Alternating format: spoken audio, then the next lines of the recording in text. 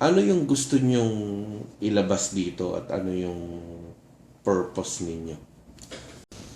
May mga bagay na karamihan undocumented.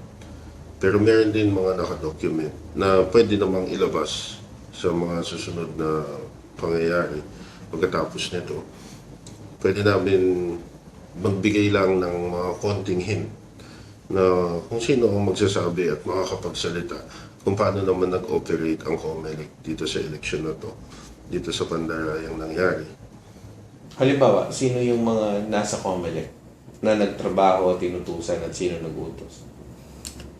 Ang medyo nakakaba lang sabihin kung sino siya kasi kasi siya kasama siya sa isang grupo na ma-impluwensya din dito sa Pilipinas. Isa siyang mason.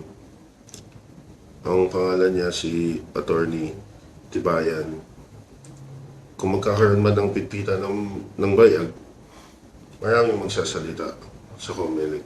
Natatakot lang din sila magsalita kasi nga medyo connected ang tao na kinakatakutan nila.